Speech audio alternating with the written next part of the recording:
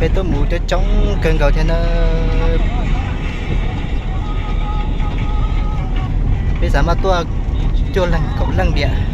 sắm mà rồi thật thở liền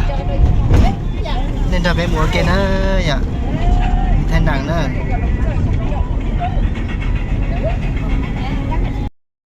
แต่ฉันน่าจะไปทดสอบเกี่ยวจนแต่ตลาดเซ็นเตอร์ปัจจุบันนี้เนี่ยอย่าแต่สิ่งจังตัวอยู่มันจะเราที่ขอมอน้อยไปเที่ยวที่โตเนาะ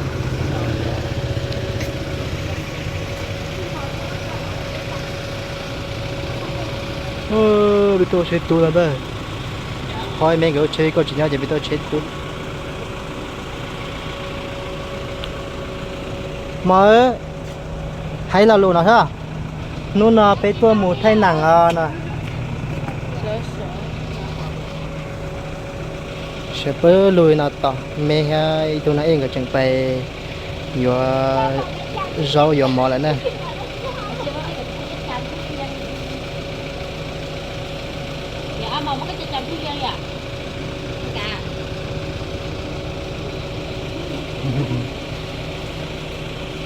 Bé chưa.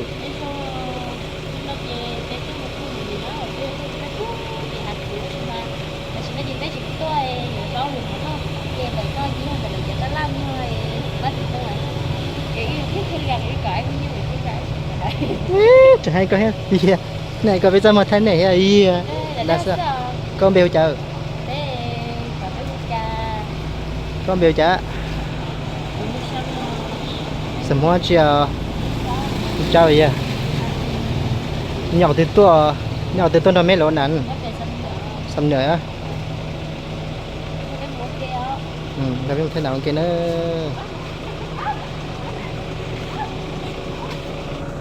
anh mày thấy ra luôn đó ha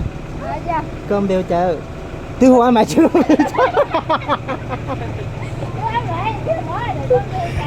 nên nhớ có tiêu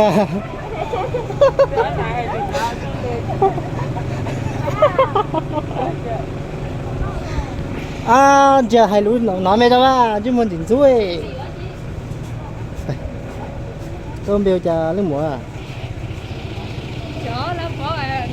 con bèo chờ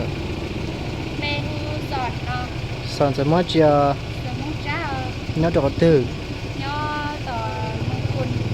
nó khôn bán ăn chưa mua cho xong là nặng e lên đi nè nên là cái mùa kia nó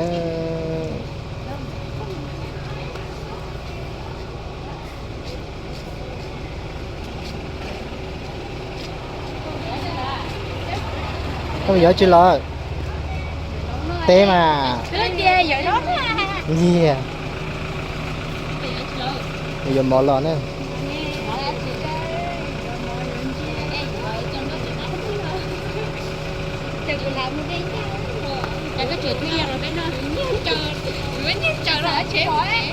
nãy giờ thôi liền rồi gì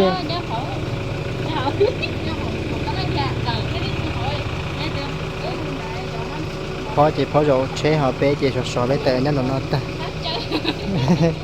chủ mình đeo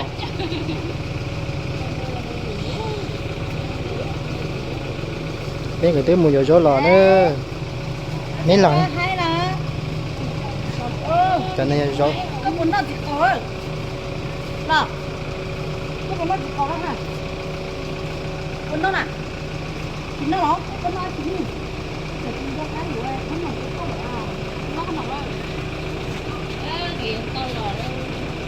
nó còn chói rồi. Nó là cái đuôi trái được à?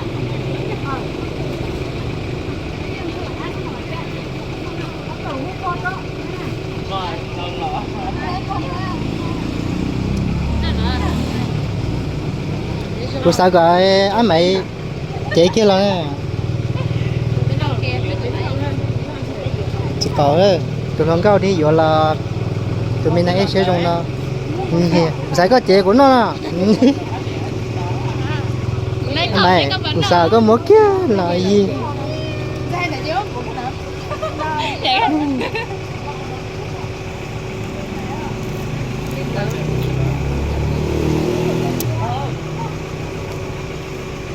Ôi giọt kia à. Ôi chắc có chỗ thích thích.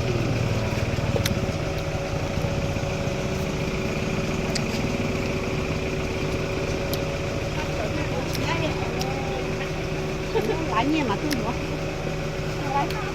ให้จักเข้าไปเนี่ยเจ้าเนี่ย Ai rồi đâu rồi. โอ้ย Kéo anh. nhớ xong ta chỉ nói chị tốt cho kia nữa dạ tôi chỉ mà tốt cho chị tôi ta số là chị nó số ta cho mà đi thay nữa Trời đứng tụi nhái hết rồi. bây tôi chống bị nó nữa tan thật bé cho nó sẽ đèn tôi nó mấy cái nhá tốt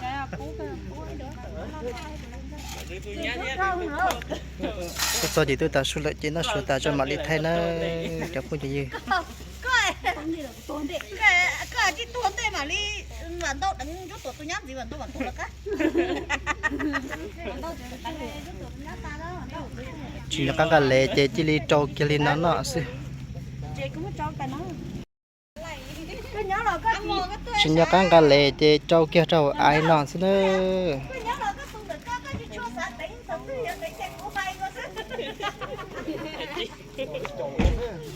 cái chị tuôn đây cũng giờ tôi sát đánh cho tôi nhát tao mà tôi thì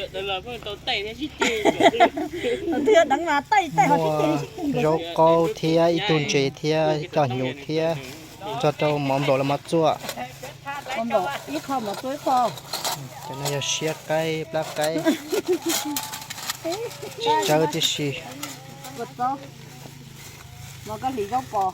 cứ phải theo ta này ít tay xứ giờ chúng nó tái cái thứ để không tung ấy ít tay nè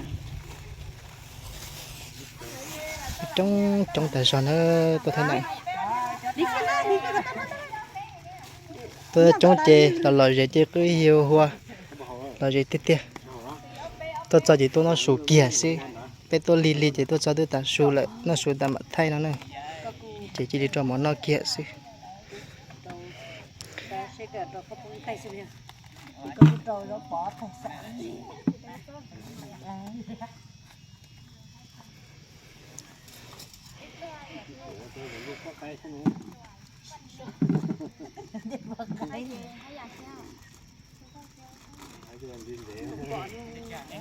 cây nào mà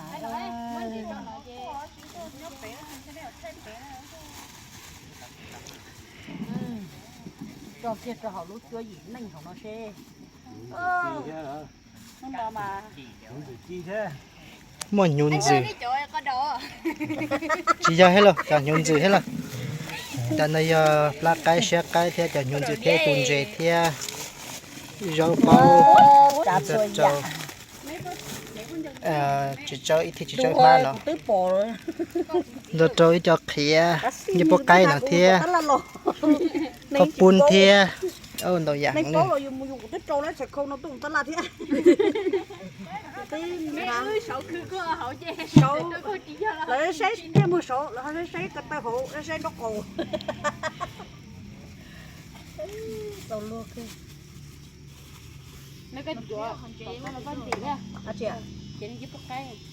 cái bột cái nó dụ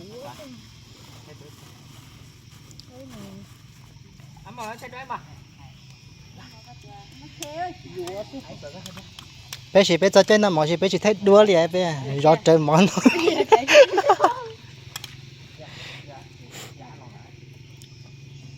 ta xuống nó mà cho dốc câu mà cá sắp lợ Hậu ăn rồi sẽ chắc lòng. có chị chê hay cho cố cho có chị chê rụng lên dốc câu mà cá sắp lợ phải vậy có chị cảnh thôi rồi chị cố chê có chị nha một cái bà liền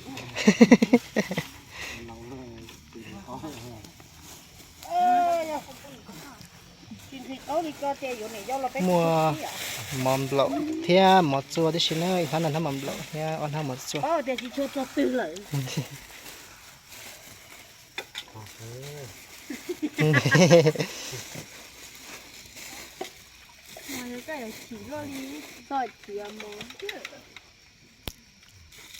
cầu khía thế đó chọn cho bọc cây được mấy thế nữa chọn thì chọn cho bọc cây và cá chắp rồi cho thì cũng lấy món thấy tay nó cho này là chọn cho bọc cây này để cho hậu tư hậu nó nhìn tư nhà hậu nó cho bọc cây này thì phong chế thế mà có chuyện nó vô cái mà lại vô nó cho nó chạy chơi lại ô tay bún có tay khó phun lọ cho là nó chỉ cá tiệt tiệt còn nó nồng to cũng muốn hả sang ở trong có trâu không có con trong đó gì rồi hả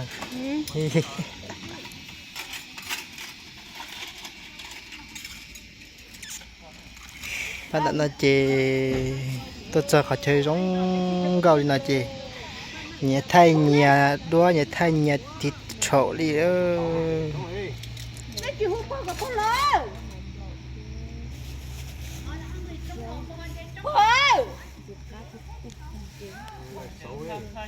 nó mò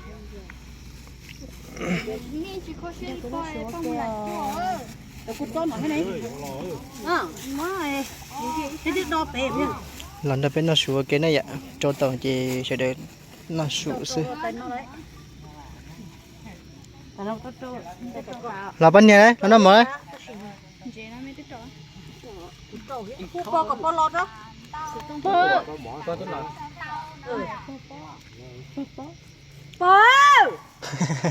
Bỏ tôi cho bọn dây trong. Cái này này bọn gì đấy.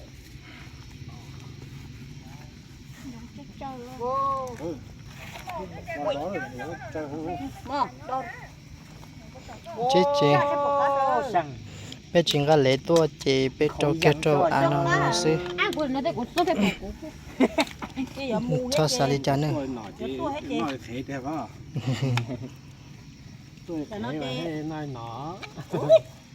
Nó mỏ bên nè, nên chỗ nó mỏ nè,พอตัวหลอมnóได้ประมาณนั้นอ่ะ Là mỏ, nó mỏ, เจ้าเนี่ยกูจะนี่ตัวจ้อย Mày, người ta lại. nó ai chả. Mẹ, nó mồi. Vô đâu? น้ำหมอเนี่ยจะกัดชับ